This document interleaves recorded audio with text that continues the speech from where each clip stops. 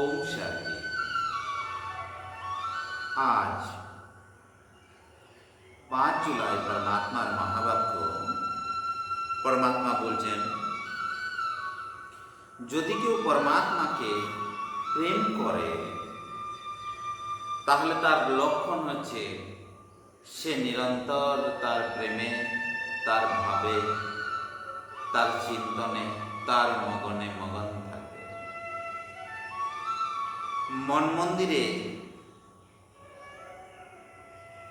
তার প্রেম স্বরূপ, জ্যোতি স্বরূপ, প্রকাশ স্বরূপ যে চিত্রটি, সেটি তার মনে সদা নিরন্তর থাকবে। দেখবেন যখন কোনো কারোর নতুন বিয়ে হয়, যদি স্বামী স্ত্রী দূরে থাকে, তো তখন কিন্তু স্বামীকে স্মরণ করার জন্য তাকে আলাদা করে ধ্যানে বসতে হয় না, যে না যাই এবার আমি ধ্যানে বসি আমার স্বামীকে স্মরণ করব, বা আমার স্ত্রী আমার থেকে দূরে আছে আমার স্ত্রীকে স্মরণ করব, বা আমি আমার সন্তানকে স্মরণ করব। কারণ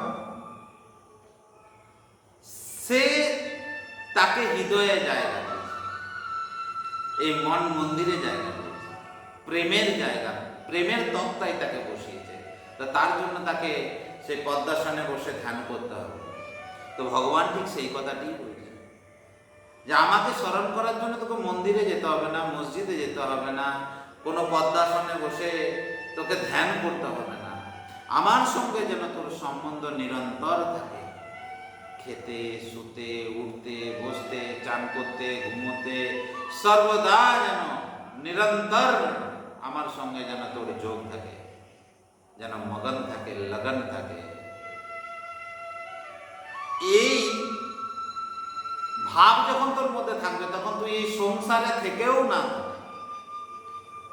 তখন তোকে কারোর নিন্দা তোকে টাচ করতে পারবে না, কারোর গালি তোকে টাচ করতে পারবে না। কেউ তোর যদি চর্চা করে, নিন্দা করে, তোকে গালি দেয়, তোকে কলঙ্কিনী বলে, তাহলে এই সমস্ত কিছুর তুই বাইরে চলে যাবে। কারণ তোর যে আত্মা, তোর যে মন এই জগতেই নাই।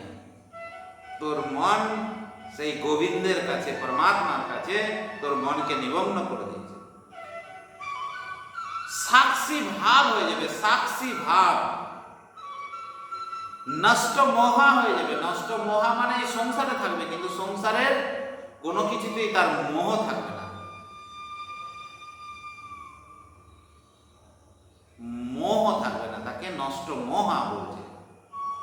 আর সাক্ষী ভাব यानी कि তুমি এক স্টিল ক্যামেরা হয়ে যাবে। তোমার সামনে হাজারো গাড়ি যাচ্ছে, হাজারো বাড়ি, হাজারো সুন্দর সুন্দর লোকজন যাচ্ছে, তোমার মধ্যে কোনো ফারাক নাই যে আমি গাড়িটা কিনবো, বা অমুক আমাকে দেখতে ভালো লাগছে এই বাড়িটা বানাবো। स्टिल कैमरा, साक्षी दृष्टा, शुद्ध तुम देखने वाले हो। ऐसा व्यक्तित्व जो होता है वो परमात्मा में हमेशा लीन रहता है। 2 নম্বর দেখুন, ভগবান আজকে খুব ইম্পর্টেন্ট একটি কথা বলেছেন। ভগবান বলছেন, এই যে তোমরা আমার মন্দিরে, মসজিদে যে আমার বিগ্রহ তৈরি করে যে পূজা করো, তোমরা পূজা করো, দুর্গা পুজো, কালী পুজোতে আড়ম্বর করে আমাকে নিয়ে আসো, কালী রূপে, দুর্গা রূপে পুজো করলে 2 দিন 4 দিন নিরামিষ খেলে, খুব আনন্দ করলে, ফল ফুল খুব ভোগ লাগালে, 5 দিনের দিনে আবার সেই তোমার প্রেমের প্রতিমাকে, মাকে ঢাক বাজাতে বাজাতে নিয়ে মাকে জলে ডুবিয়ে দিলে।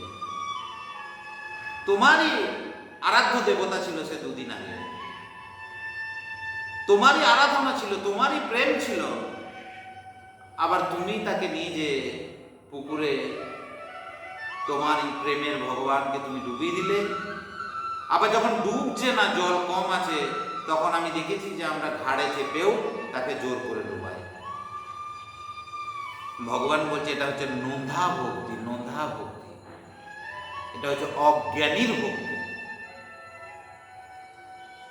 ভগবান বলছেন যে যে জ্ঞানী তু আত্মা হবে, যে জ্ঞানী তু আমার সন্তান হবে, ভক্ত হবে, সে নিরন্তর আমাকে মন মন্দিরে বসিয়ে দেয়, ওই সিমেন্ট বালির দালানে নয়। আমার তো দরকার তোর হৃদয় মন্দির। আমি তো বলি নাই পাথরের মন্দির বানিয়ে দে, আমি তো বলি নাই আমার প্লাস্টার প্যারিস করে দেখার মতন আড়ম্বর করে কোটি টাকা খরচা করে মন্দির বানা।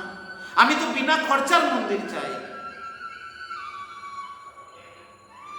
আমি তো চাই তোর মনে যে পবিত্রতার সুগন্ধ।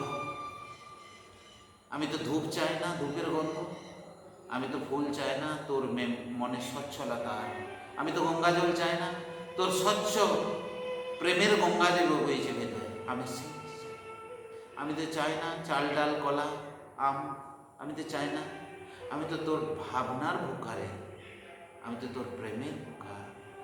তা ভগবান বলছেন এই যে আমাদের পুজো করার রীতি, দুদিন নিয়ে এলাম ঢাক ঢোল বাজিয়ে, আবার মাকে বিসর্জন দিয়ে দিলাম, এটা হচ্ছে আমাদের সেই পুতুল খেলা। ছোটবেলায় যেরকম পুতুল খেলতাম না, বাবা বলছে গুড়িও কা খেল। ইস গুড়িও কা খেল খেল টেম্পোরারি, সাময়িক, যতক্ষণ গুড়িয়া ততক্ষণই, তারপরে আর ভাব নাই।